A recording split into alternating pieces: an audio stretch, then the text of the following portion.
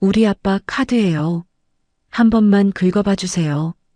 배고픔에 떨던 아이의 말이 끝나기도 전에 거친 손이 아이의 뺨을 스쳤습니다. 바닥에 떨어진 건 떡볶이가 아니라 낡은 가죽 지갑과 검은 카드 한 장. 그 순간이었습니다. 저 멀리 도로 끝에서 검은 세단들의 행렬이 묵직하게 밀려오고 있었어요. 헤드라이트가 하나 둘 이어지며 어둡던 골목은 마치 나처럼 밝아졌고 포장마차가 있는 골목으로 차량들이 연이어 들어오기 시작했습니다. 그리고 그 맨 앞 차에서 모든 체면을 내려놓고 한 사람이 급하게 차에서 내려 달려오고 있었죠. 그가 왜 이렇게까지 서둘러 이곳으로 오고 있는지 그 이유를 그때의 아이들은 아직 알지 못했습니다. 신발도 신지 못한 한 노인이 아이에게 달려와 끌어안고 울기 시작했습니다. 하지만 아무도 몰랐습니다. 그 아이들이 오랜 시간 기다리고 기다려온 그의 인생 전체였다는 사실을 말이죠. 그날 밤 모든 것은 단돈 3,000원에서 시작됐습니다. 안녕하세요. 오늘 이야기는 아빠가 지켜온 자존심이 아이들의 나머지 인생을 살려낸 이야기입니다. 잠시만 마음을 열고 끝까지 함께 들어주세요. 오늘의 사연 시작합니다. 복도 창문에 낀 성에가 마치 날카로운 칼날처럼 빛나던 추운 겨울날 오후였습니다. 10살 지훈이 7살 난 남동생 지호의 손을 꼭 잡은 채 텅 빈 복도로 밀려나고 있었어요. 집주인 박말순이 지훈의 어깨를 거칠게 밀치며 낡은 보따리 몇 개를 복도 바닥으로 내던졌습니다. 보따리가 바닥에 떨어지며 둔탁한 소리를 냈고 그 안에서 아이들의 몇 안 되는 옷가지가 삐져나왔죠. 박말순이 허리에 손을 얹고 지훈을 매섭게 노려보며 소리쳤습니다. 아비 없는 자식들이라더니 예의도 없지. 어디서 남의 집 앞에서 버티고 있어. 당장 안 나가. 지훈이 빨갛게 터져버린 손으로 박말순의 옷자락을 붙잡으며 애원했습니다. 아줌마, 제발이요. 오늘만 있게 해주세요. 날씨가 너무 추워요. 동생이 어제부터 열이 나서 그래요. 박말순이 코웃음을 치며 지훈의 손을 거칠게 뿌리쳤습니다. 얘가 어디서 내 옷자락에 손을 대? 더러운 손 안 치워. 월세 밀린 게 몇 달인데 아직도 버티고 있어? 죽은 내 애비 원망이나 해야지. 왜 나한테 이래? 옆에서 지호가 지훈의 팔을 붙잡고 울기 시작했습니다. 누나, 나 추워. 집에 들어가고 싶어. 아빠는 언제 와? 지훈이 지호의 귀를 외투 소매로 감싸 안으며 박말순을 향해 다시 한번 고개를 숙였습니다. 잘못했어요, 아줌마. 제가 내일이라도 어떻게든 돈을 구해볼게요. 제발 문만 열어주세요. 박말순이 열쇠 꾸러미를 짤랑거리며 단칸방 문에 쇠사슬을 감았습니다. 돈? 지나가는 개가 웃겠다. 10살짜리 계집애가 무슨 돈을 구해? 훔치기라도 하겠다는 거야? 너희 같은 것들은 매가 약이지. 좋은 말로 할 때 어서 사라져. 박말순은 말을 마치자마자 철문을 쾅 닫고 안으로 들어가 버렸습니다. 복도에는 윙윙거리는 바람소리와 지호의 가녀린 울음소리만이 가득했었죠. 지우는 바닥에 흩어진 보따리 사이에서 아빠가 임종 직전까지 품에 안고 있던 낡고 해진 가죽 지갑을 발견했습니다. 지훈이 지갑을 조심스럽게 집어들어 가슴 안쪽 주머니에 깊숙이 집어넣었습니다. 그 지갑은 아빠가 살아생전 목숨보다 아꼈던 자존심의 무게가 고스란히 담긴 유일한 유산이었거든요. 지훈은 지호의 손을 잡고 계단을 내려오며 아빠가 들려주던 이야기를 떠올렸습니다. 이야기는 이 비극의 씨앗이 뿌려진 20년 전 폭우가 대저택의 기와지붕을 때리던 그날 밤의 서슬퍼런 기억으로 거슬러 올라갑니다. 당시 25의 혈기 왕성했던 청년 한민수는 대한민국 재계의 거물인 한태식 회장의 앞을 가로막고 있었습니다. 창밖으로는 천둥이 치고 비가 억수같이 쏟아지고 있었죠. 한태식이 아들 한민수의 뺨을 세차게 후려치며 소리쳤습니다. 이 자식, 정녕 내 뜻을 거스르겠다는 거냐? 그 가난뱅이 여자랑 결혼이라도 하겠다는 거야.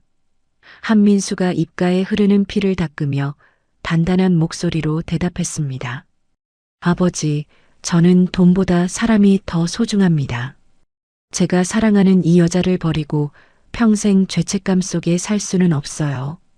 한태식이 책상 위에 놓여있던 은빛 예물시계를 집어들어 바닥에 내동댕이 쳤습니다. 유리가 산산조각이 나며 시계 바늘은 12시 5분에서 멈춰버렸습니다. 그래, 잘났다. 내 고귀한 사랑인가 뭔가 하는 걸로 먹고 살아봐. 이 문을 나가는 순간 너는 내 자식이 아니다. 한민수가 바닥에 떨어진 멈춘 시계를 주머니에 넣으며 아버지를 똑바로 쳐다봤습니다. 죄송합니다, 아버지.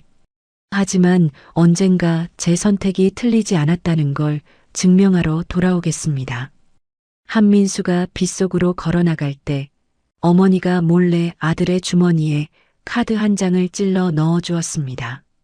어머니가 오열하며 아들의 손을 꼭 잡고 말했습니다. 민수야, 너 정말 죽을 것 같이 힘들 때만 엄마 생각해서 이거 써라. 알았지? 한민수가 어머니의 손을 놓으며 빗속으로 사라졌고 한태식은 그 광경을 창밖으로 지켜보고 있었습니다. 사실 한태식은 그 카드의 결제 알람이 오직 자신의 비밀 휴대폰으로만 전송되도록 보안팀에 이미 엄명을 내려두었던 상황이었죠. 한민수는 그 길로 집을 나와 20년이라는 긴 세월을 이름 없는 도시의 밑바닥에서 보냈던 거예요. 그는 도망친 것이 아니라 매일 참는 삶을 선택한 사람이었습니다. 그 20년 동안 한민수는 막노동판과 배달일을 전전하며 사랑하는 아내를 지켰지만 가난은 좀처럼 그들의 삶을 비껴가지 않았습니다.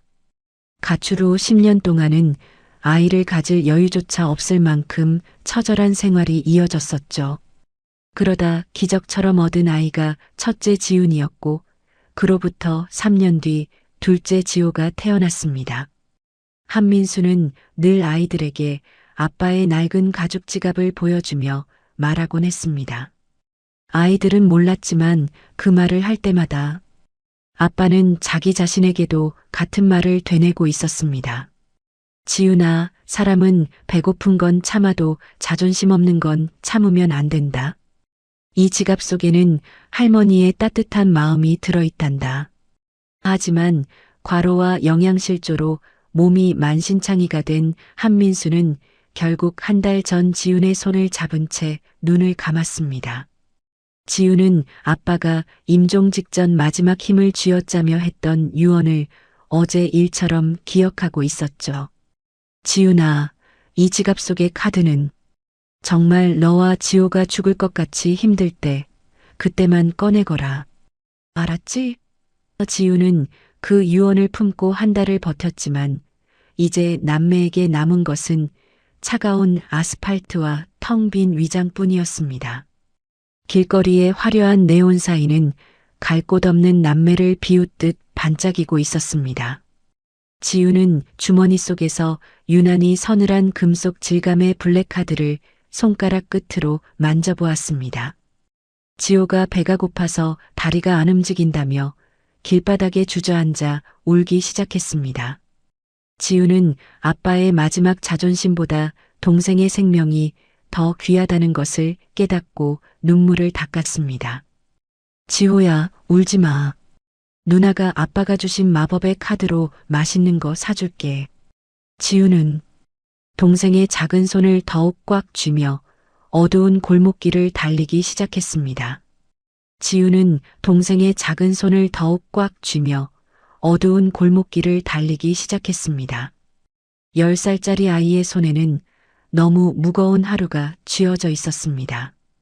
골목 끝자락 빨간 천막 사이로 새어나오는 떡볶이 향기는 남매에게 세상에서 가장 잔인한 유혹이자 마지막 희망의 냄새로 다가왔던 것이죠.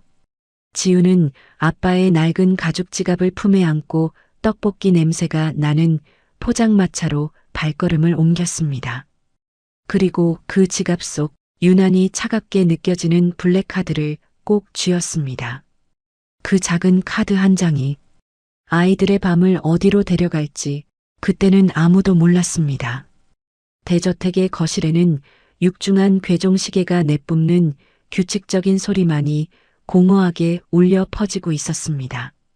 천장에는 수천 개의 크리스털이 박힌 샹들리에가 눈부신 빛을 내뿜고 있었지만 그 빛은 오히려 집안의 서늘한 정막을 더욱 도드라지게 만들었죠. 한태식 회장이 서재 가죽 의자에 깊숙이 몸을 묻은 채 창밖으로 내리는 눈을 멍하니 바라보았습니다. 옆에 서 있던 큰아들 한진수가 차가운 찻잔을 만지작거리며 입을 열었습니다. 아버지, 벌써 밖은 눈이 내리네요. 날이 많이 춥습니다. 한태식이 고개도 돌리지 않고 낮은 목소리로 대답했습니다. 그래, 밖은 참 춥겠구나. 그 녀석이 나간 지도 벌써 20년이 지났으니 그동안 얼마나 많은 눈을 맞았을까. 큰 며느리 이정숙이 조심스럽게 따뜻한 차를 한태식의 책상 위에 내려놓으며 말했습니다. 아버님, 너무 마음 쓰지 마세요. 민수 서방님도 어딘가에서 잘 살고 있을 거예요. 저희가 사람을 풀어서 계속 찾고 있으니까요.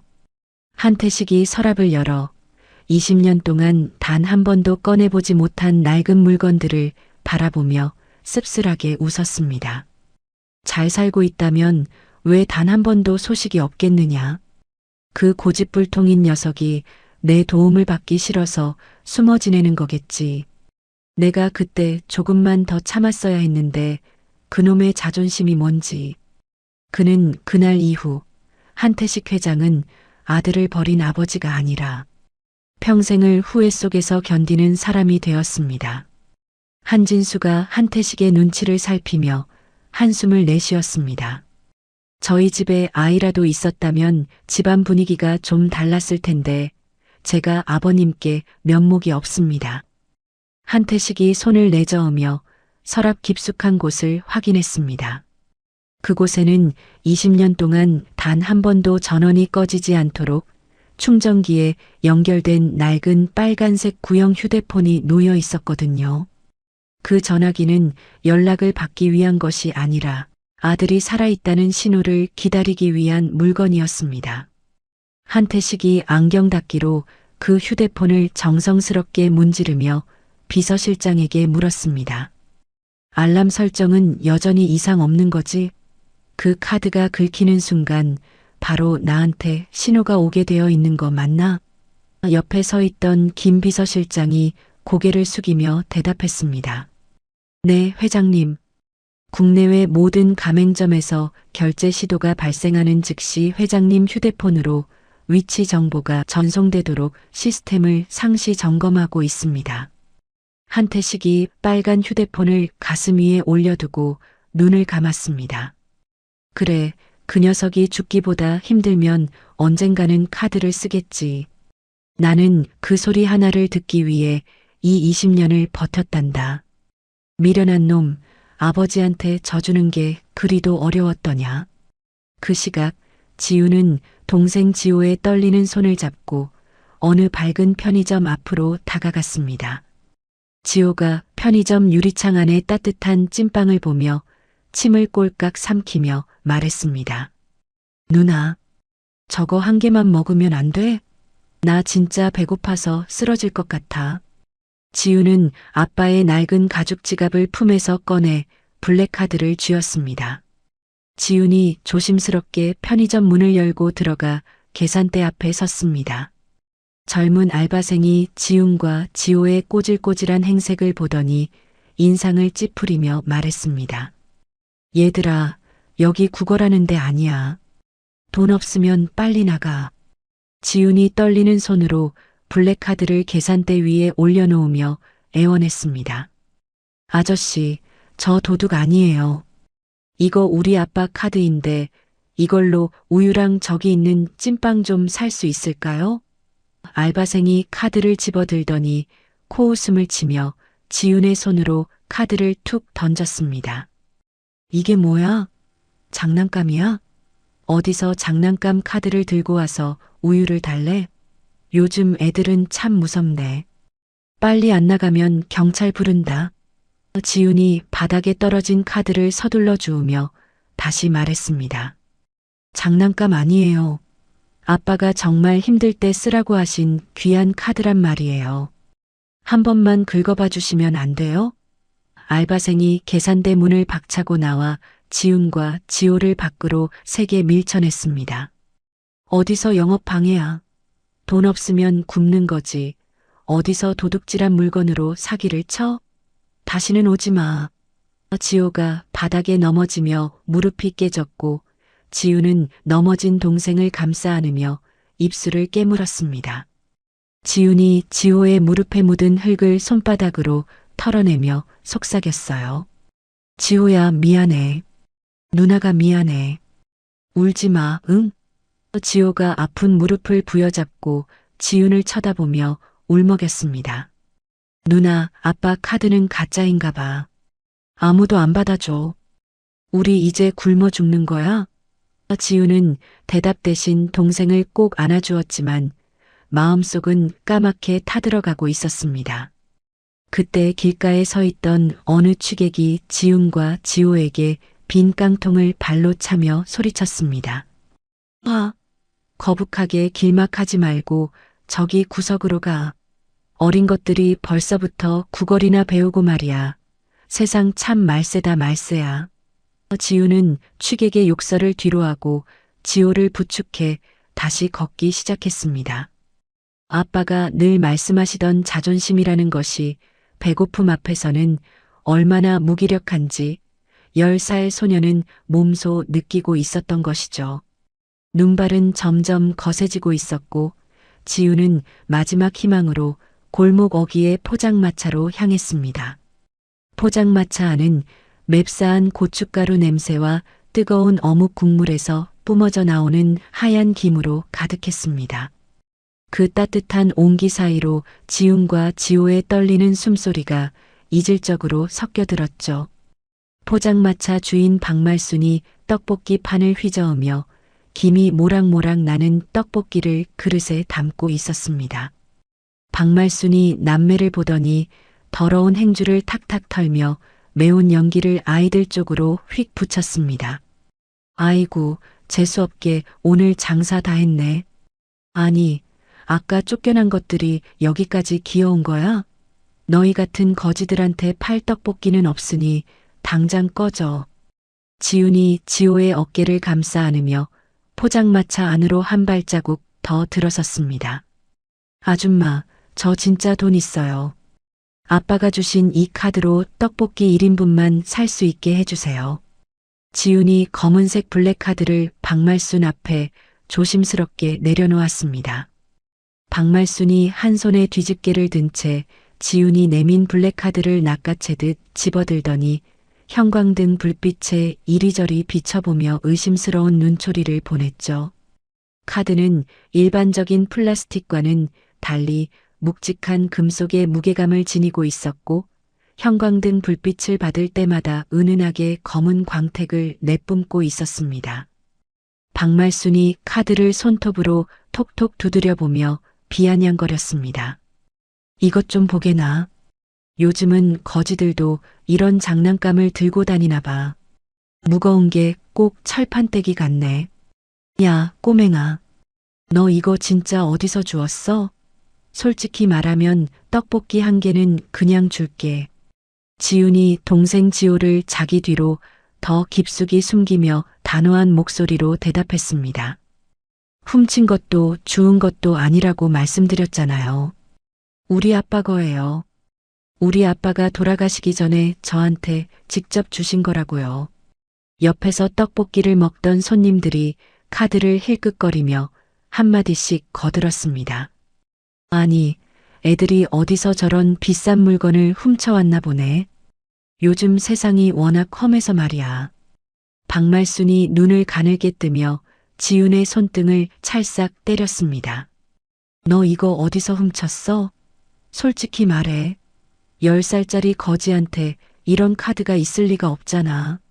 지훈이 맞은 손등을 감싸 쥐며 단호하게 대답했습니다. 훔친 거 아니에요. 우리 아빠 거예요.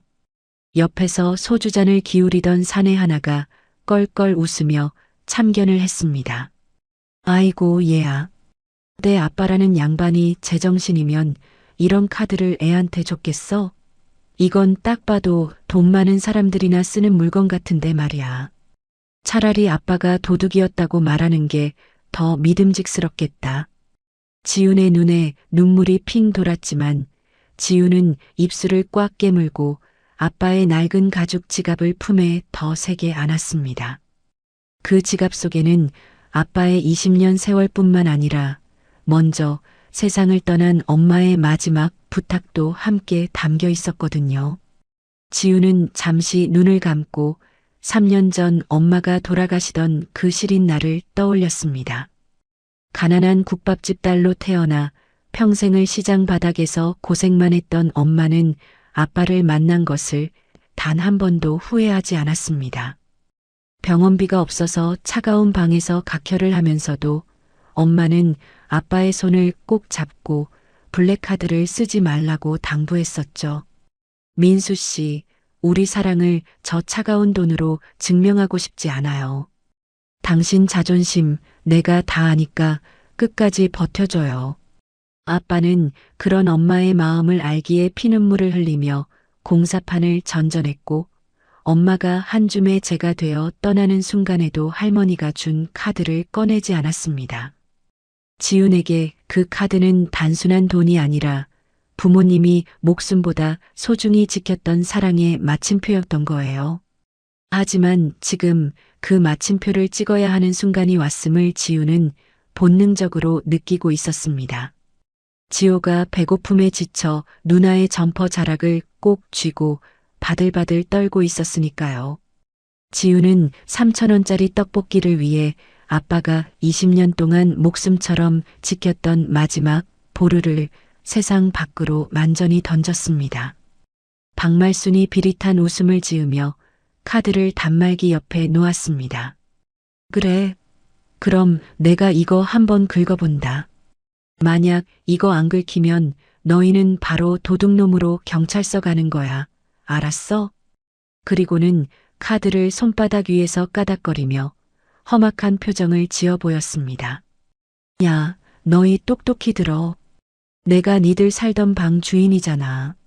몇 달째 월세 50원도 못 내서 깡통 차고 쫓겨난 것들이 어디서 이런 시커먼 철판떼기를 가져와? 이건 딱 봐도 부잣집 양반 지갑에서 슬쩍한 거 아니야?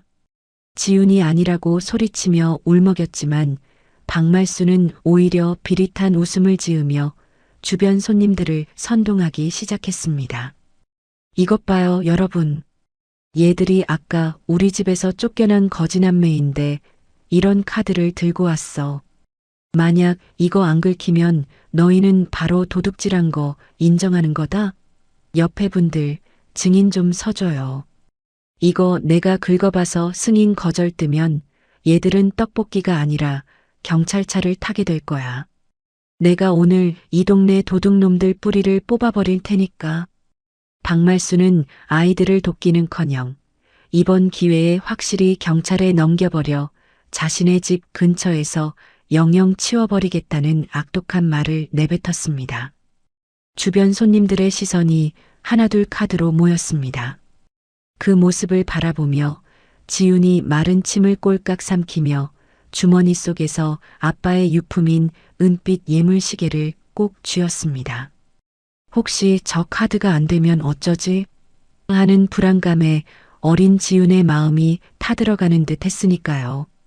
그 순간 12시 5분에 멈춰서 있던 그 시계는 마치 지훈에게 안심해 지훈아, 엄마 아빠가 지켜줄게 라고 속삭이는 것만 같았습니다. 박말순이 카드를 단말기에 거칠게 쑤셔넣고 승인 버튼을 누르려 손가락을 움직였습니다. 자, 떡볶이 1인분 3,000원 결제한다. 과연 어떤 소리가 날지 궁금하네. 박말순의 손가락이 승인 버튼을 누르는 순간 포장마차 안은 찬물을 끼얹은 듯 조용해졌죠. 지우는 제발 아빠의 말이 사실이기를 바라며 떨리는 손으로 지호의 어깨를 꽉 쥐었습니다. 폭풍전야의 정막이 포장마차 안을 가득 채우고 있었고 멈춰있던 운명의 시계가 다시 돌아가기 시작했습니다. 보통의 카드라면 띠릭하는 경쾌한 소리가 나야 했지만 단말기에서는 전혀 들어본 적 없는 기괴한 고주파 알람 소리가 울려 퍼졌습니다. B-, B-, 날카로운 경고음이 포장마차의 정막을 깼고 단말기 화면에는 잔액 부족이나 승인 거절이라는 글자 대신 시뻘건 배경에 흰 글씨가 전멸했습니다. VVIP 긴급관리 대상 마이너스 즉시 본사 연락 및 결제 위치 보고 요망 박말순의 얼굴이 순식간에 하얗게 질렸습니다. 이게 뭐야? 기계가 왜 이래? 너 진짜 이거 어디서 가져온 거야? 같은 시각 포장마차에서 불과 2블록 떨어진 골목길에는 검은색 세단 한 대가 천천히 움직이고 있었습니다. 뒷자리에 앉아있던 한태식 회장이 창밖의 낡은 건물들을 보며 깊은 생각에 잠겨 있었죠.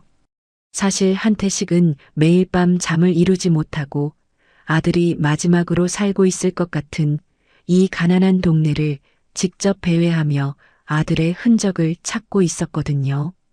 진수야, 민수가 저런 허름한 포장마차에서 떡볶이라도 한 그릇 먹고 있다면 얼마나 좋을까? 그 녀석 어릴 때 떡볶이라면 사족을 못 썼는데. 옆에 앉아있던 큰아들 진수가 한태식의 손을 꼭 잡으며 대답했습니다. 아버지, 너무 자책하지 마세요. 민수도 이제 나이가 45인데 어디선가 훌륭한 가장이 되어 있을 겁니다. 그 순간 빨간색 구형 휴대폰이 미친 듯이 진동하기 시작했습니다. 아들이 집을 나간 지 20년 만에 처음으로 울리는 벨소리였습니다. 한태식이 벼락이라도 맞은 듯 폰을 꺼내 액정을 확인했습니다. 블랙카드 3,000원 결제 시도 마이너스 5동 3거리 포장마차. 한태식의 눈이 경련하듯 떨리며 눈물이 왈칵 쏟아졌습니다. 민수다.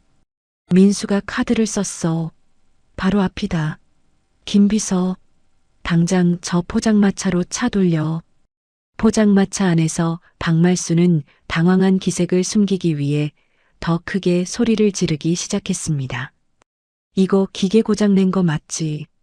이 가짜 카드 때문에 내 장사 다 망치게 생겼네. 박말순이 지훈의 팔을 거칠게 낚아채며 아이를 바닥으로 밀쳐버렸습니다. 지훈이 바닥에 넘어지며 무릎을 찧었지만 카드를 뺏기지 않으려 가슴에 꼭 품었습니다. 지호가 울며 누나를 감싸 안았지만 박말순은 오히려 지훈의 머리채를 잡으려 손을 뻗었습니다. 너 오늘 경찰서 가서 아주 혼쭐이 나야겠어. 어디서 이런 요상한 물건을 들고 와서 사기를 쳐. 지훈이 눈물을 닦으며 바닥에서 소리쳤습니다. 우리 아빠 카드예요. 아줌마가 결제해 본다고 하셨잖아요. 우리 아빠 도둑 아니에요. 포장마차 밖으로 사이렌 소리가 들려왔고 박말순은 의기양양하게 밖을 내다봤습니다. 하지만 나타난 것은 경찰차가 아니었습니다. 골목 끝에서부터 끝까지 정체를 알 수 없는 수십 대의 검은 차량이 눈부신 상향등을 켠 채 포장마차 앞을 마치 거대한 성벽처럼 에워싸며 멈춰 섰습니다. 타이어 타는 냄새와 함께 차에서 내린 수십 명의 경호원이 포장마차의 입구를 순식간에 통제하기 시작했습니다. 박말순과 손님들은 그 압도적인 풍경의 숨소리조차 내지 못한 채 굳어버렸죠.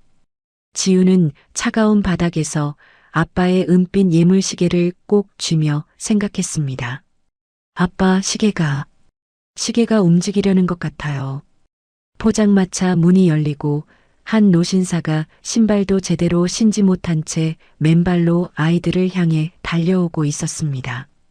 포장마차 문이 거칠게 열리며 매서운 겨울바람이 안으로 들이닥쳤습니다. 눈발이 섞인 바람에 포장마차 안의 전등이 위태롭게 흔들렸고 그 빛 아래로 한 노신사가 모습을 드러냈죠. 한성그룹의 총수 한태식 회장이었습니다. 한태식은 평소에 위험 있는 모습은 온데간데였고 한쪽 신발이 벗겨진 채 구멍난 양말 사이로 피가 맺힌 맨발로 바닥을 딛고 있었습니다. 포장마차 주인 박말순이 당황하여 단말기를 붙잡고 한태식에게 소리쳤습니다. 아니, 영감님은 또 누구쇼? 여기 지금 경찰 오기로 했으니까 가만히 좀 계셔. 이 맹랑한 꼬맹이들이 귀한 카드를 훔쳐와서 지금 아주 난리가 났으니까. 옆에 있던 김 비서실장이 박말순의 앞을 가로막으며 차가운 목소리로 말했습니다. 입 다무세요. 당신이 지금 누구 앞에서 함부로 입을 놀리는지 알고나 하는 소립니까? 박말순이 김 비서실장의 위압적인 태도에 주춤하며 뒤로 물러났습니다. 아니, 내가 뭘 잘못했다고 그래요? 저 애들이 도둑질한 카드를 내밀었다니까요. 저기 단말기에 꽂힌 저 카드 좀 보쇼. 한태식은 박말순의 말은 들리지도 않는지 바닥에 쓰러져 지호를 감싸 안고 있는 지훈에게로 시선을 고정했습니다.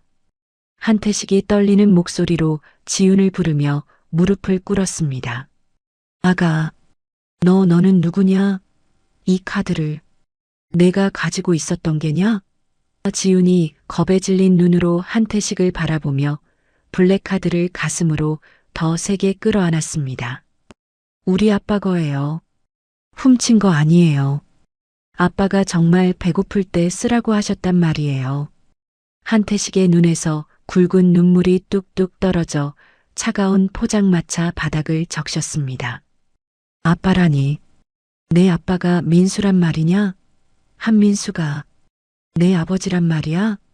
지훈이 고개를 끄덕이며 울먹이는 목소리로 대답했습니다. 네, 우리 아빠 이름이 한민수예요. 그런데 아빠는 이제 없어요. 하늘나라에 가셨단 말이에요.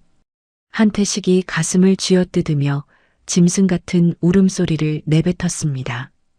이럴 수가. 이 미련한 놈아. 이 애비가 널 얼마나 찾았는데. 죽다니 그게 무슨 소리냐? 박말순이 상황 파악이 안 되는지 옆에서 다시 투덜거리기 시작했습니다. 아니, 영감님이 저 애들 할아버지라도 된다는 거죠? 그럼 이 카드 결제나 좀 해보쇼. 3,000원인데 기계가 이상한 소리만 내고 결제가 안 된다니까요.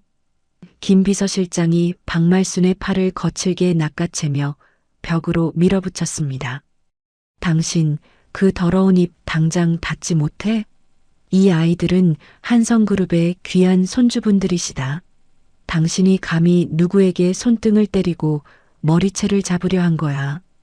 박말순이 한성그룹이라는 말을 듣자마자 쥐고 있던 집게를 바닥에 떨어뜨렸습니다. 한성그룹이요? 저 거지 같은 애들이 재벌가 손주라고요? 말도 안 돼. 영감님, 아니 회장님, 제가 정말 몰랐습니다. 애들이 행색이 이래서 저는 정말. 한태식이 박말순의 사죄 따위는 안중에도 없다는 듯 지훈의 손을 조심스럽게 맞잡았습니다. 아가, 미안하다. 할아버지가 너무 늦게 왔구나. 이 시계도 내가 가지고 있었던 게냐? 지훈이 주머니에서 12시 5분에 멈춘 은빛 예물시계를 꺼내 한태식의 손바닥 위에 올려놓았습니다. 아빠가 매일 밤 이 시계를 닦으셨어요.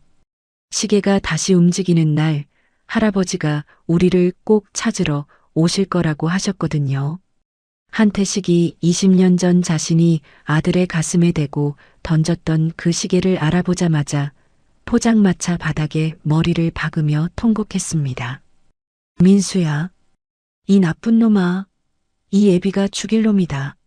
너를 그렇게 보내고 내가 어떻게 사느냐. 포장마차 밖에서는 경호원들이 주변을 통제하느라 분주했고 동네 사람들은 이 믿기지 않는 광경을 창문 너머로 훔쳐보고 있었죠. 경찰차가 뒤늦게 도착해 사이렌을 울리며 멈춰 섰습니다. 경찰관이 포장마차 안으로 들어오려 하자 김 비서실장이 단호하게 막아섰습니다. 한성그룹 한태식 회장님 가족사입니다. 경찰분들은 돌아가서 보고만 하십시오. 나머지는 저희 법무팀에서 처리하겠습니다. 경찰관들이 한태식의 얼굴을 확인하고는 일제히 거수 경례를 하며 뒤로 물러났습니다. 박말수는 이제 사색이 되어 구석에서 벌벌 떨며 자기 손을 때리기 시작했습니다. 회장님, 제가 죽을 죄를 지었습니다. 배고픈 애들인 줄 알고 제가 그냥 떡볶이라도 주려고 했던 건데. 정말입니다. 한태식이 지훈과 지호를 한꺼번에 끌어안으며 담요를 덮어주었습니다. 김비서, 저 여자가 아이들에게 손을 댔다고 했지? 법이 허용하는 가장 가혹한 처벌을 내려라. 그리고 이 포장마차 내일 해가 뜨기 전에 흔적도 없이 치워버려. 김 비서실장이 고개를 숙이며 대답했습니다. 알겠습니다, 회장님. 즉시 조치하겠습니다. 지호가 한태식의 품에 안겨 가느다란 목소리로 물었습니다. 할아버지, 우리 이제 떡볶이 먹을 수 있는 거야? 배가 너무 고파요. 한태식이 지호의 야윈 볼을 비비며 눈물을 닦아주었습니다. 그래, 지호야. 떡볶이가 아니라 이 세상에 맛있는 건 할아버지가 다 사줄게. 이제 우리 집으로 가자. 따뜻한 우리 집으로. 한태식은 맨발인 것도 잊은 채 아이들을 소중히 안고 포장마차를 나섰습니다. 검은색 차량들의 문이 동시에 열렸고 아이들은 생전 처음 보는 화려한 차 안으로 몸을 실었습니다. 차 안은 히터 바람으로 후끈했고 지우는 이제야 아빠의 유품인 블랙카드를 김 비서실장에게 건넸습니다. 아저씨, 이거 우리 아빠 카드니까 꼭 잘 챙겨주세요. 아빠의 보물이거든요. 김 비서실장이 두 손으로 카드를 받으며 떨리는 목소리로 대답했습니다. 걱정 마십시오, 아가씨. 이 카드는 이제 우리 가문의 가장 소중한 보물로 간직될 것입니다. 차가 포장마차 골목을 빠져나갈 때 지우는 창밖으로 내리는 눈을 보며 작게 중얼거렸습니다. 아빠, 시계가 드디어 움직일 것 같아요. 한태식은 아이들을 품에 꼭 안은 채 아들의 이름을 부르며 어둠 속으로 사라지는 포장마차를 응시했습니다. 그것은 20년의 고독과 가난이 끝나고 새로운 기적이 시작되는 밤의 풍경이었습니다. 아이들의 고른 숨소리가 차 안에 퍼지기 시작했고 한태식은 그 소리를 들으며 다시는 이 손등을 놓지 않겠노라 맹세했습니다. 거대한 철문이 육중한 소리를 내며 열리고 검은색 세단 5대가 정갈하게 다듬어진 정원수를 지나 대저택의 현관 앞에 멈춰 섰습니다. 지우는 차창 밖으로 보이는 비현실적인 풍경에 눈을 떼지 못했습니다. 아빠가 가끔 잠꼬대처럼 말하던 대궐 같은 집이 바로 이곳이라는 사실이 믿기지 않았던 거예요. 한태식 회장은 차가 멈추자마자 직접 지호를 안아들고 내렸습니다. 지훈의 손을 꼭 잡은 한태식의 손등에는 아까 포장마차에서 묻은 흙먼지가 그대로 남아 있었죠. 현관문이 열리자 수십 명의 하인이 줄지어 서서 고개를 숙였습니다. 회장님, 돌아오셨습니까? 한태식이 그들을 향해 엄숙하게 소리쳤습니다. 다들 주목해라. 오늘부터 이 아이들은 내 귀한 손주들이다. 당장 주치의를 부르고 가장 따뜻한 방에 불을 지펴라. 거실 안쪽에서 큰아들 진수와 며느리 정숙이 신발도 신지 않은 채 뛰어내려왔습니다. 정숙이 지훈의 꼬질꼬질한 행색과 빨갛게 터진 손등을 보자마자 입을 틀어막으며 주저앉았습니다. 아이고, 아버님, 이 아이들이. 정말 민수 서방님 아이들이에요? 어머나, 저 가여운 것들 좀 봐. 진수가 지훈의 어깨를 조심스럽게 감싸주며 떨리는 목소리로 물었습니다. 얘야, 내가 지훈이구나? 내가 내 큰아빠란다. 정말 고생 많았다. 이제 괜찮아. 이제 아무도 너희를 괴롭히지 못해. 정숙이 울먹이며 지호를 한태식의 품에서 건네받았습니다. 지호라고 했니? 어쩜 이렇게 아빠 어릴 적이랑 똑같이 생겼을까? 세상에 몸이 왜 이렇게 가벼워? 얼마나 굶은 거야? 자식이 없어 정막만 흐르던 대저택에 아이들의 가느다란 숨소리와 정숙의 흐느낌이 섞여들기 시작했습니다. 한태식은 지훈을 이끌고 2층에서 가장 햇살이 잘 드는 방으로 향했습니다. 하인들이 분주하게 움직이며 따뜻한 물을 준비하고 폭신한 거위 털 이불을 깔았습니다. 지훈은 발바닥에 닿는 보드라운 카펫의 촉감이 낯설어 자꾸만 발가락을 꼼지락거렸죠. 정숙이 따뜻한 물에 적신 수건으로 지훈의 얼굴을 닦아주며 다정하게 말했습니다. 지훈아, 이제 씻고 새 옷으로 갈아입자. 내가 입을 예쁜 옷들이 벌써 도착했단다. 지훈이 정숙의 손길을 받으며 조심스럽게 물었습니다. 큰엄마, 우리 여기 계속 있어도 돼요? 아빠가 그랬거든요. 할아버지는 아주 무서운 분이라고 우리를 싫어하실지도 모른다고요. 옆에서 그 소리를 듣던 한태식이 가슴을 치며 창가로 고개를 돌렸습니다. 미안하다, 지훈아. 이 할아버지가 못나서 내 아빠한테 그런 기억만 남겼구나. 무서워하지 마라. 이제 이 집의 모든 것이 다 내 것이란다. 한태식은 거실로 내려와 김 비서실장을 불렀습니다. 김 비서, 아이들이 가져온 아빠의 유품들을 가져오게. 김 비서실장이 음반 위에 아빠의 낡은 가죽 지갑과 블랙카드, 그리고 12시 5분에 멈춘 은빛 예물 시계를 받쳐들고 나타났습니다. 한태식이 그 낡은 지갑을 손으로 어루만지며 한참 동안 말이 없었습니다. 지갑을 열자 블랙카드가 유난히 차갑게 빛나고 있었죠. 카드 밑에는 꼬깃꼬깃 접힌 종이 뭉치들이 가득했습니다. 한태식이 그 종이들을 하나씩 펼쳐보았습니다.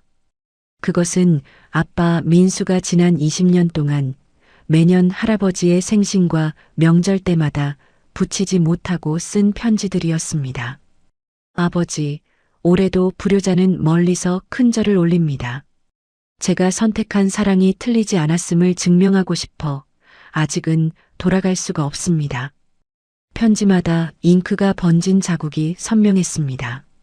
아빠 역시 편지를 쓰며 얼마나 많은 눈물을 흘렸을지 짐작이 가는 대목이었죠. 한태식은 편지를 가슴에 품고 서재로 들어가 문을 걸어 잠갔습니다. 잠시 후 주방에서는 지호를 위한 따뜻한 죽과 지훈이 좋아하는 반찬들이 한 상 가득 차려졌습니다. 지훈은 식탁에 차려진 화려한 음식들을 보며 아까 포장마차에서 먹지 못한 떡볶이 생각이 났습니다. 지훈아, 왜 안 먹니? 입에 안 맞니? 진수가 걱정스러운 듯 묻자 지훈이 숟가락을 만지작거리며 대답했습니다. 아빠랑 엄마가요. 제가 맛있는 거 먹을 때마다 동생 먼저 챙기라고 하셨거든요. 그런데 지호가 지금 자고 있어서 지호 깨면 같이 먹어도 될까요? 그 말을 들은 정숙이 다시 한번 울음을 터뜨리며 지훈을 껴안았습니다. 어쩜 애가 이렇게 마음이 깊을까? 지훈아, 지호 거는 따로 챙겨둘 테니까 너 먼저 먹으렴. 너도 며칠은 굶은 것 같구나. 지훈은 그제야 조심스럽게 죽 한 숟가락을 입에 넣었습니다. 따뜻한 기운이 온몸으로 퍼져나가는 순간 지훈은 참았던 눈물이 왈칵 쏟아졌습니다. 아빠도 같이 먹었으면 좋았을 텐데. 아빠는 만날 물만 마시고 우리한테 고기 다 줬거든요. 밤이 깊어지자 대저택은 고요해졌지만 한태식의 서재 불은 꺼질 줄 몰랐습니다. 한태식은 아들의 낡은 지갑 속에서 아내의 사진을 꺼내보며 나직하게 읊조렸습니다. 당신 말이 맞았소. 민수는 끝까지 자기 자존심을 지켰구려. 내가 저 애들을 위해서라도 이제는 그 멈춰버린 시간을 다시 돌려놔야겠어. 한태식은 책상 위에 놓인 은빛 예물시계를 뚫어지게 쳐다봤습니다. 12시 5분. 20년 전 아들과 아버지가 등을 돌렸던 그 비극의 시간. 한태식은 이제 그 시계의 태엽을 다시 감을 준비를 하고 있었습니다. 방 안에는 이제 더 이상 차가운 정막이 아닌 새로운 생명의 온기가 조금씩 번져나가고 있었습니다. 지훈과 지호는 서로의 손을 꼭 잡은 채 생전 처음 덮어보는 보드라운 이불 속에서 깊은 잠에 빠져들었습니다. 그것은 20년의 고통이 끝나고 멈춰있던 가족의 운명이 다시 태엽을 감는 밤의 풍경이었습니다. 새벽빛이 서재의 두꺼운 커튼 사이를 비집고 들어와 대리석 바닥 위에 길게 누웠습니다. 방 안은 숨소리조차 들리지 않을 만큼 적막했고 오직 한태식 회장의 거친 숨소리만이 간헐적으로 공기를 흔들고 있었죠. 한태식은 책상 위에 놓인 은빛 예물시계를 뚫어지게 바라보았습니다. 20년 전 자신의 오만과 독단으로 아들의 가슴에 대못을 박으며 던져버렸던 그 시계였습니다. 시계의 유리는 군데군데 실금이 가 있었고 은색 줄에는 세월의 때와 아들이 현장에서 일하며 묻었을 법한 작은 흠집들이 가득했었죠. 한태식은 바들바들 떨리는 손을 뻗어 시계를 조심스럽게 집어들었습니다. 그 차갑고 묵직한 금속의 감촉이 손바닥에 닿는 순간 한태식의 어깨가 힘없이 무너져 내렸습니다. 이 미련한 놈, 이 바보 같은 녀석아. 고작 이걸 지키려고 그 고생을 했단 말이냐. 한태식은 돋보기를 고쳤으며 시계의 크라운, 즉 태엽을 감는 꼭지를 조심스럽게 만져보았습니다. 20년 동안 12시 5분에 멈춰있던 시계는 마치 죽어버린 아들의 시간처럼 고집스럽게 움직이지 않았던 거예요. 한태식은 서랍에서 부드러운 융천을 꺼내 시계를 닦기 시작했습니다. 한 번, 두 번 정성스럽게 문지를 때마다 아들이 살아생전 이 시계를 닦으며 느꼈을 마음이 한태식의 심장으로 전해지는 듯 했습니다. 시계줄 사이에 낀 미세한 흙먼지를 털어내며 한태식의 눈동자가 파르르 떨렸습니다. 민수야, 내가 이 시계를 닦을 때마다 이 아비를 얼마나 원망했겠니? 아니면 이 아비가 그리워서 참아 버리지 못한 게냐? 한태식의 눈물 한 방울이 시계 유리 위로 뚝 떨어졌습니다. 눈물은 마치 단비처럼 시계 위에 머물렀고 한태식은 핀셋을 들어 조심스럽게 시계 뒷면을 열었습니다. 정밀한 기계 부품들이 촘촘하게 박힌 시계 내부는 기름이 마르고 태엽이 굳어 꼼짝도 하지 않았죠. 한태식은 아주 미세한 양의 윤활유를 태엽 사이에 한 방울 떨어뜨렸습니다. 그리고는 크라운을 잡고 아주 천천히 세상에서 가장 소중한 것을 다루듯 돌리기 시작했습니다. 방 안의 모든 소리가 사라진 것 같은 착각이 들 정도로 적막한 순간이었습니다. 한태식의 손끝에 미세한 저항감이 느껴졌고 이내 드르륵하는 아주 작은 금속음이 들려왔습니다.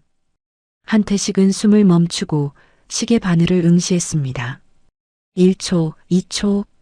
심장 박동보다 느린 긴장감이 서재를 가득 채웠고 마침내 20년 동안 얼어붙어 있던 초침이 틱하고 한 칸을 움직였습니다. 틱, 틱, 틱.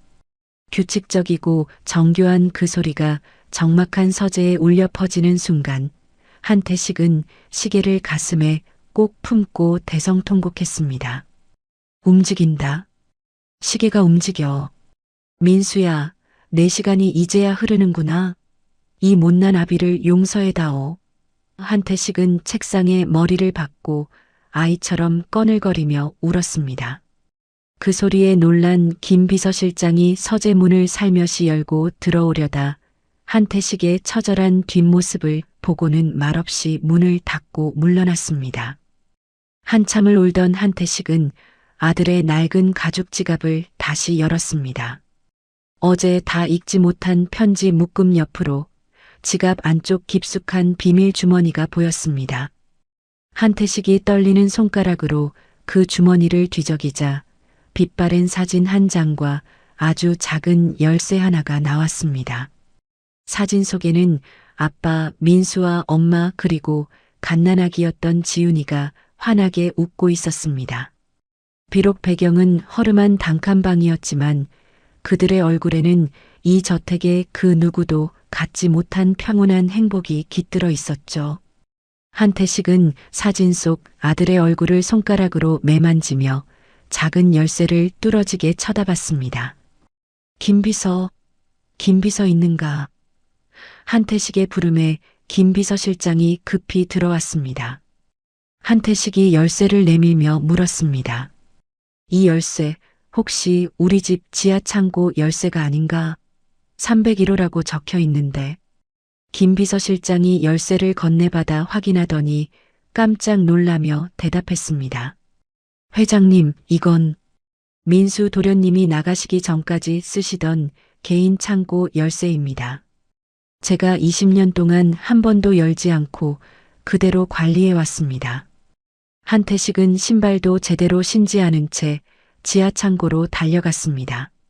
먼지가 자욱한 창고 문을 열쇠로 열자 그 안에는 뜻밖의 광경이 펼쳐져 있었습니다.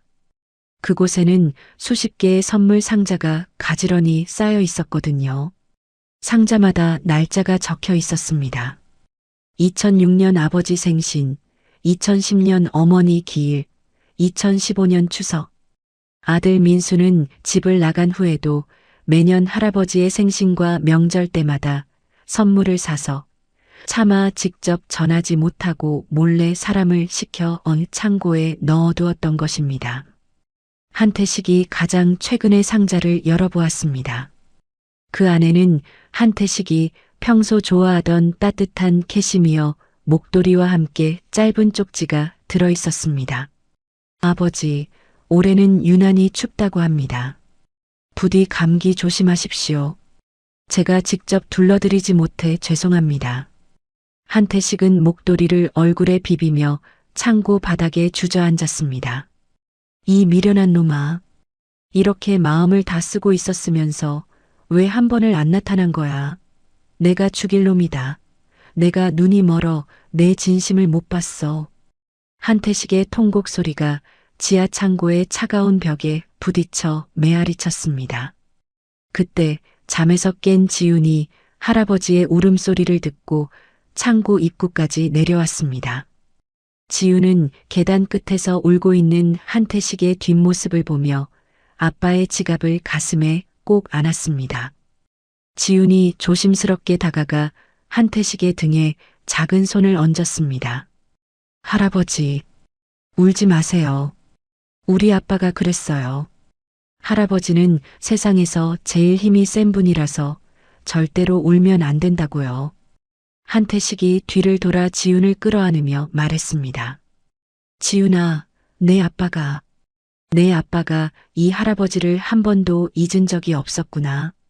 이 선물들을 좀 보렴. 이 모든 게 다 내 아빠의 마음이었어. 지훈은 할아버지의 품에 안겨 아빠가 남긴 선물 상자들을 바라봤습니다. 그 상자들은 단순한 물건이 아니라 아빠가 20년 동안 포기하지 않았던 가족에 대한 희망의 증거였습니다. 한태식의 손목에서 다시 흐르기 시작한 은빛 예물시계가 틱, 틱 소리를 내며 정막을 깨고 있었습니다.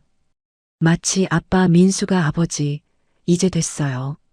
이제 아이들을 부탁해요라고 속삭이는 것만 같았습니다. 한태식은 지훈의 손등에 흐르는 눈물을 닦아주며 이제야 비로소 아들과의 긴 이별을 끝낼 준비가 되었음을 깨달았습니다. 방 안에는 새벽의 푸른 기운이 물러가고 따스한 아침 햇살이 조금씩 스며들고 있었습니다. 대저택의 새벽은 평소보다 훨씬 일찍, 그리고 아주 낯선 온기와 함께 찾아왔습니다.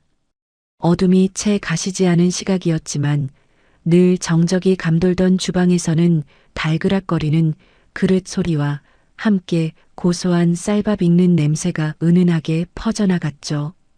그것은 20년 동안 이 집에서 사라졌던 사람 사는 냄새였습니다. 한태식 회장은 밤새 한잠도 이루지 못한 채 서재 창가에 서서 밝아오는 새벽 하늘을 바라보고 있었습니다. 그의 눈가는 여전히 붉게 짓물러 있었지만 눈빛만큼은 그 어느 때보다 단호하고 서슬퍼런 위엄을 되찾은 상태였습니다. 그는 이른 아침 비서실장을 불러 엄중한 명령을 내렸습니다. 그것은 그룹의 주가나 새로운 사업에 관한 것이 아니었습니다. 김 비서, 지금 당장 사람들을 데리고 민수가 마지막까지 머물던 그 단칸방으로 가서 내 아들이 마지막까지 누웠던 그 시린 자리를 정리하고 그 아이가 그토록 지키려 했던 낡은 보따리 하나, 흙 묻은 양말 한 짝까지 단 하나도 빠짐없이 소중히 모셔오게. 그리고 한 회장의 목소리가 파르르 떨리며 잠시 끊겼습니다. 가슴속에서 치밀어 오르는 통안의 눈물을 삼키며 그가 이내 덧붙였습니다. 민수의 아내, 그 가여운 내 며느리가 잠든 곳도 찾아내게나. 세상 사람들은 그 아이를 가난뱅이라 불렀을지 몰라도 이제는 이 한태식의 며느리로서 가장 양지 바른 곳에 내 아들과 함께 눕혀주어야겠어. 죽어서라도 둘이 외롭지 않게 말이야. 몇 시간 후 화려한 리무진 한 대와 검은 세단들이 지훈과 지호가 쫓겨났던 그 낡고 허름한 빌라복도 앞에 멈춰 섰습니다. 동네 사람들은 평생 구경도 못 해본 고급 차량의 행렬에 눈을 휘둥그레 뜨며 창밖을 내다봤죠. 검은 정장을 입은 경호원들이 줄지어 내려 낡은 복도를 지나 지훈의 집이었던 단칸방 앞으로 향하는 모습은 마치 영화 속 한 장면 같았습니다. 집주인 박말수는 이미 경찰서로 연행된 뒤였고 아이들을 가로막았던 그 차가운 쇠사슬은 김 비서의 손에 의해 허무하게 끊겨나갔습니다. 방문이 열리는 순간 김 비서는 숨이 멎는 듯한 통증을 느꼈습니다. 그곳은 한 달 전 아빠 민수가 눈을 감았던 그날 이후 시간이 멈춘 듯 했습니다. 곰팡이가 핀 벽지 곳곳에는 아이들이 그린 듯한 삐뚤삐뚤한 가족사진 그림들이 붙어 있었고 구석에는 아빠가 생전에 쓰던 때 묻은 작업복과 낡은 안전모가 주인을 잃은 채 가지런히 놓여 있었습니다. 김 비서실장은 그 거친 작업복 위로 뜨거운 눈물 한 방울을 떨어뜨리며 아빠가 마지막까지 품고 있었을 가난하지만 고결했던 삶의 흔적들을 조심스럽게 상자에 담았습니다. 그날 오후 한성그룹 본사 사옥 로비에는 전 세계 어디에서도 볼 수 없는 전례 없는 풍경이 펼쳐졌습니다. 화려한 화환들 대신 수만 송이의 하얀 국화꽃 바구니가 끝도 없이 늘어서 장관을 이뤘죠. 한태식 회장은 아들의 장례를 뒤늦게나마 한성그룹의 이름으로 다시 치러주기로 결심한 것이었습니다. 장례식장 정중앙에는 아빠 민수의 영정 사진이 놓였습니다. 그 사진은 지훈의 지갑 속에 소중히 간직되어 있던 단칸방의 허름한 배경 속에서도 세상을 다 가진 듯 환하게 웃고 있던 그 사진을 크게 확대한 것이었습니다. 대한민국 재계와 정계의 거물들이 줄지어 조문을 왔지만 한 회장은 그들의 화려한 인사에는 아랑곳하지 않고 오직 지훈과 지호의 손을 꼭 잡은 채 아들의 영정만을 바라보았습니다. 그때 장례식장 입구에서 작은 소란이 일었습니다. 기름때 묻은 잠바와 낡은 점퍼 차림의 사내 몇 명이 주춤거리며 들어온 것이었죠. 그들은 민수가 생전에 막노동판에서 함께 땀 흘렸던 동료들과 밤낮으로 길을 누비던 배달 기사들이었습니다. 저희가 민수 형님 마지막 가시는 길에 술 한잔 올리고 싶어서 왔는데 여기가 너무 대단한 곳이라 감히 들어와도 될지. 보안 요원들이 그들을 제지하려 하자 한 회장이 직접 자리를 박차고 나와 그들의 투박하고 거친 손을 맞잡았습니다. 어서 오십시오. 제 아들과 마지막까지 고통을 나누며 함께 해주신 귀한 분들이시군요. 제 아들이 평생 지켰던 그 고귀한 자존심이 바로 여러분 곁에 있었던 모양입니다. 진심으로 감사합니다. 한 회장은 그들에게 가장 높은 예우를 갖추어 대접했고 그 광경을 지켜보던 사람들은 진정한 인간의 품격이 무엇인지 깨달으며 숙연해졌습니다. 장례식이 끝나갈 무렵 한 회장은 지훈을 서재로 따로 불렀습니다. 그의 손에는 지훈이 떡볶이 3,000원을 위해 내밀었던 그 묵직한 블랙카드가 들려 있었죠. 한 회장은 떨리는 손으로 카드를 지훈의 작은 손바닥 위에 올려주며 물었습니다. 지훈아, 이 카드의 진짜 주인이 누구인지 아니? 지훈이 고개를 갸우뚱하며 대답했습니다. 할머니가 아빠한테 주신 거 아니에요? 아빠는 이게 아빠의 마지막 자존심이라고 하셨는데. 한 회장은 인자하면서도 슬픈 미소를 지으며 카드를 뒤집어 보여주었습니다. 아니다. 이 카드는 20년 전 내 아빠가 이 집을 나갈 때 내가 내 할머니에게 몰래 전했던 거란다. 언젠가 이 녀석이 너무 힘들어서 나를 찾아오고 싶을 때 그 지독한 고집과 자존심을 꺾지 않고도 내게 신호를 보낼 수 있는 유일한 통로였지. 하지만 내 아빠는 20년 동안 단 한 번도 이 카드를 긁지 않았어. 자기 자식들이 굶주리고 본인의 몸이 망가져 죽어가는 그 순간까지도 말이다. 한 회장이 가리킨 카드 뒷면 마그네틱 선 위에는 아주 작은 글씨로 아빠 민수의 친필이 새겨져 있었습니다. 아버지 사랑합니다. 하지만 제 선택을 후회하지는 않습니다. 그것을 본 지우는 그 자리에 주저앉아 펑펑 울음을 터뜨렸습니다. 아빠가 떡볶이 3,000원을 결제하기 위해 이 카드를 세상 밖으로 꺼냈을 때 그것은 가난에 굴복한 것이 아니었습니다.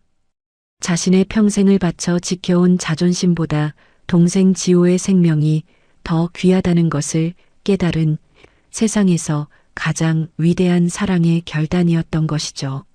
한 회장은 울고 있는 손녀를 품에 꼭 안으며 다짐했습니다. 지훈아, 이제 이 카드는 더 이상 돈을 쓰는 카드가 아니란다. 이건 내 아빠가 우리 가족에게 남긴 용서와 화해의 증표야. 그리고 이 자존심을 짓밟은 자들에게는 가장 가혹한 대가를 치르게 할 것이다. 실제로 한 회장의 응징은 철저했습니다. 박말순의 포장마차가 있던 자리는 법무팀의 조사 결과 불법 점거와 위생 위반 혐의가 드러나 즉각 철거 명령이 내려졌습니다. 박말순은 자신이 호령하던 건물 계단에 주저앉아 살려달라 애원했지만 비서실장은 차가운 목소리로 대꾸했습니다. 회장님께서 말씀하셨습니다. 당신이 짓밟은 건 배고픈 남매가 아니라 한 인간의 위대한 영혼이었다고 말입니다. 법의 심판을 달게 받으십시오. 당신이 쇠사슬로 잠갔던 그 문이 이제는 당신을 가두는 창살이 될 것입니다. 박말순이 남매를 내쫓으며 위세를 떨쳤던 그 낡은 빌라와 포장마차 부지는 세무조사와 불법 건축물 조사를 통해 모조리 압류되었습니다. 포장마차가 형체도 없이 뜯겨나가는 광경은 동네 사람들에게 강렬한 교훈을 남겼고 그 자리에는 곧이어 아빠 민수의 이름을 딴 재단의 첫 번째 건물인 민순의 희망 무료 급식소가 세워질 준비를 마쳤습니다. 장례를 모두 마치고 돌아오는 길, 지우는 차창 밖으로 쏟아지는 눈부신 겨울 햇살을 바라보았습니다. 저 멀리 아빠와 엄마가 함께 잠든 새로운 묘역으로 향하는 길목마다 마치 아빠가 마중이라도 나온 듯 따뜻한 바람이 아이들의 볼을 어루만지고 있었습니다. 지우는 주머니 속에서 째깍째깍 힘차게 돌아가는 은빛 예물시계의 소리를 들으며 비로소 아빠를 향해 환하게 웃어 보였습니다. 아빠의 자존심은 무너진 것이 아니라 가장 화려하고 고귀한 꽃으로 다시 피어난 것이었습니다. 그로부터 1년이라는 시간이 흘렀습니다. 계절은 4번의 옷을 갈아입었고 대저택의 정원에는 아빠 민수가 생전에 가장 좋아했다던 수국과 장미가 가득 피어올라 온 집안을 향기롭게 물들이고 있었습니다. 한때 차가운 정막만이 흐르던 이 거대한 성은 이제 아이들의 웃음소리와 뛰어다니는 발소리로 생기가 넘치는 진짜 집이 되었습니다. 지우는 이제 늠름한 언니가 되어 최고급 사립학교의 교복을 단정하게 입고 동생 지호의 숙제를 도와주는 든든한 보호자로 성장했습니다. 지훈의 책상 위에는 여전히 아빠의 낡은 가죽 지갑이 놓여 있었지만 이제 그 지갑은 슬픔의 상징이 아니었습니다. 지훈은 매일 아침 등교하기 전 지갑을 만지며 다짐합니다. 아빠가 가르쳐준 사람 냄새를 잊지 않겠다고, 그리고 어려운 사람을 보면 먼저 손을 내미는 사람이 되겠다고 말이죠. 지호 역시 이제는 새 신발을 신고 넓은 마당을 마음껏 뛰어다니는 건강한 아이가 되었습니다. 처음 이곳에 왔을 때 떡볶이만 보면 눈물을 글썽이던 아이는 이제 할아버지가 해주는 밥이 세상에서 제일 맛있어요. 라고 외치며 한 회장의 어깨에 매달려 어리광을 부리곤 합니다. 자식이 없어 외로운 삶을 살던 큰아들 내외는 이 남매를 친자식보다 더 끔찍이 아끼며 아빠 민수의 빈자리를 거대한 사랑으로 가득 채워주었습니다. 큰어머니는 매일 밤 아이들의 머리맡에서 아빠의 어릴 적 영웅담을 들려주며 아이들이 아빠를 자랑스럽게 기억할 수 있도록 도왔습니다. 한태식 회장의 삶도 완전히 바뀌었습니다. 그는 이제 기업의 골치 아픈 업무들을 전문 경영인들에게 맡기고 자신의 남은 인생을 오직 손주들과 함께하는 시간에 쏟아붓고 있었습니다. 저택 거실 가장 잘 보이는 곳에는 아빠의 블랙카드가 든 액자와 함께 한 오차도 없이 힘차게 돌아가는 은빛 예물시계가 나란히 전시되었습니다. 그 시계는 더 이상 12시 5분에 멈춰 있지 않았습니다. 그것은 가족의 끊어졌던 운명이 다시 연결되었음을, 그리고 이제부터 흐르는 시간은 오직 행복만을 기록할 것임을 상징하고 있었죠. 무엇보다 놀라운 변화는 아빠가 마지막으로 떡볶이를 사려 했던 그 포장마차 거리에 일어났습니다. 한 회장은 그 부지를 통째로 매입하여 한민수 희망재단의 본부와 함께 대규모 무료 급식소를 세웠습니다. 그곳은 단순히 배고픈 사람들에게 밥을 주는 곳이 아니었습니다. 지훈과 지호처럼 사회의 사각지대에 놓인 아이들에게 꿈을 심어주고 자존심을 잃지 않게 도와주는 따뜻한 쉼터가 되었죠. 재단 전시실 정중앙에는 아빠의 블랙카드가 가장 고귀한 유산이라는 이름으로 걸렸고 그 카드 밑에는 아빠가 생전에 남긴 일기장 글귀가 적혀 있었습니다. 나의 가난은 아이들에게 물려주지 않겠지만 나의 진심만은 아이들의 심장에 남기고 싶다. 이 문구는 그곳을 찾는 수많은 사람에게 깊은 울림을 주었습니다. 한 회장은 매일 아침 서재에 놓인 빨간 구형 휴대폰을 정성스럽게 닦으며 아들과 대화를 나눕니다. 민수야, 오늘 지훈이가 수학시험에서 100점을 맞았단다. 지호는 이제 편식도 안 하고 아주 씩씩해졌어. 내가 남기고 간 보물들이 내 인생의 가장 큰 축복이 되었구나. 고맙다, 내 아들아. 빨간 휴대폰은 이제 비극의 알람을 울리지 않습니다. 하지만 그것은 한 회장에게 인생에서 가장 중요한 것이 돈이나 명예가 아니라 곁에 있는 사람의 손을 잡아주는 온도라는 것을 가르쳐준 기적의 증표로 남았습니다. 이야기를 지켜보시는 시청자 여러분, 때로는 우리가 쥐고 있는 마지막 자존심이 너무 무겁고 버거워 모든 걸 포기하고 싶을 때가 있습니다. 하지만 아빠 민수가 그랬듯 그 진심을 끝까지 지켜낸다면 그 진심은 반드시 누군가의 가슴에 닿아 기적을 만듭니다.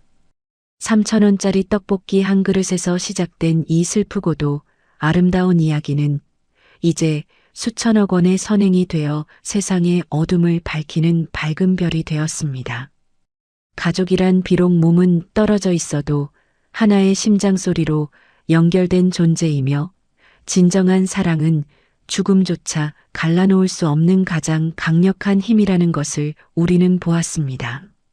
지훈과 지호가 할아버지의 손을 꼭 잡고 노을 지는 언덕을 산책하는 마지막 뒷모습 위로 경쾌하게 울려 퍼지는 시계 소리가 겹쳐 흐릅니다. 지훈은 밤마다 하늘을 보며 아빠에게 행복한 보고를 올립니다. 아빠, 우리 이제 하나도 안 추워요. 할아버지가 매일 따뜻하게 안아주시거든요. 아빠도 하늘나라에서 엄마랑 맛있는 거 많이 먹고 행복하게 지내세요. 나중에 우리 다시 만날 때 아빠가 자랑스러워할 수 있는 멋진 어른이 되어 있을게요. 멈추지 않고 째깍거리는 은빛 시계의 소리와 함께 이 가족의 시간은 이제 영원한 행복을 향해 흘러갑니다. 고난 속에서도 자존심을 잃지 않았던 한 남자의 위대한 유산이 두 아이의 인생을 넘어 세상을 더 따뜻하게 만드는 기적으로 기억되며 이야기는 대단원의 막을 내립니다. 어떤 자존심은 끝까지 쥐고 있어야 할 때가 있고 어떤 자존심은 사랑 앞에서 내려놓아야 할 때가 있습니다. 아빠 민수는 가난해지지 않기 위해 자존심을 지켰고 아이들을 살리기 위해 그 자존심마저 사랑으로 내놓았습니다. 그래서 그 카드 한 장은 돈이 아니라 한 아버지의 인생이었고 한 아이의 미래였습니다. 오늘 이야기가 조금이라도 마음의 울림이 되셨다면 좋아요와 구독 눌러주시고 댓글로 아빠와 아이들에게 한마디씩 남겨주세요. 여러분의 따뜻한 한 줄이 누군가에게는 오래 잊지 못할 위로가 될 수 있습니다. 오늘도 귀한 시간 내어 함께 해주셔서 감사합니다. 지금까지 달빛 아래 사연 한 줌이었습니다. 여러분의 내일을 응원합니다. 감사합니다.